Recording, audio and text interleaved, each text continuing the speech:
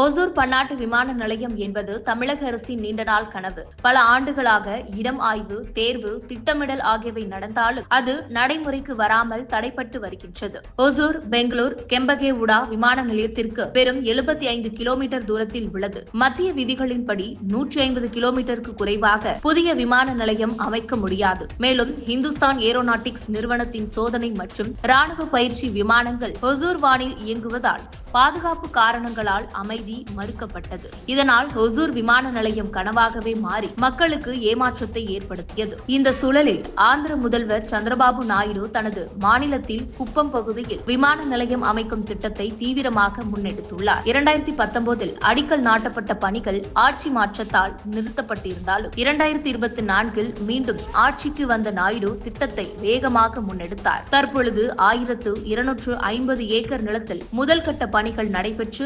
2027 முடிக்க திட்டமிட்டுள்ளது. குப்பம் விமான நிலையம் பயணிகளின் நேரத்தை சேமிக்கவும் தொழில் வளர்ச்சிக்கும் பெரும் பங்காற்றும். சென்னை, பெங்களூர் போன்ற நகரங்களுக்கு செல்லும் பயணிகள் எளிதாக பயன்படுத்தலாம். ஓசூர் மற்றும் சுற்றியுள்ள பகுதிகளின் மக்கள் பயண வசதியை அடைவதோடு சுற்றுலா, ஹோட்டல், வணிகம் போன்ற துறைகளில் வேலைவாய்ப்புகள் உருவாகும். ஓசூர் விமான நிலையம் தாமதம் அடைந்தாலும் தமிழக மக்களிடையே அதிருப்தி அதிகரித்துள்ளது. குப்பம் விமான நிலையம் உருவானால் ஓசூர் மற்றும் கிருஷ்ணகிரி தொழில் நிறுவனங்கள் அதனை பயன்படுத்தும் சூழல் உருவாகும். இதனால் ஓசூரின் முக்கியத்துவம் குறைந்து முதலீடுகள் மற்றும் வேலை வாய்ப்புகள் ஆந்திராவிற்கு செல்லும் அபாயம் உள்ளது. தற்பொழுது ஓசூரில் இருந்து பிற பகுதிகளுக்கு செல்ல மக்கள் பெங்களூரை அடையவே 3 மணி நேரம் செலவிட வேண்டியுள்ளது. அதனால் ஓசூரில் விமான நிலையம் தேவை என்ற கோரிக்கை தொடர்ந்து எழுகிறது. பிரதமர் பயணிக்கும் பெரிய விமானங்கள் கூட பழுது பார்க்க ஓசூருக்கு வருகின்றன. ராணுவ சோதனைகளுக்கும் நடைபெறுகின்றன. இத்தகைய சூழலில் ஓசூருக்கு விமான நிலையம் மறுக்கப்படுவது ஏன் என்பது மக்களுக்கு இன்னும் புரியவில்லை. மேலும் இதுபோன்ற உங்கள் கருத்துக்களை கமெண்ட் பாக்ஸில் கமெண்ட் பண்ணுங்க.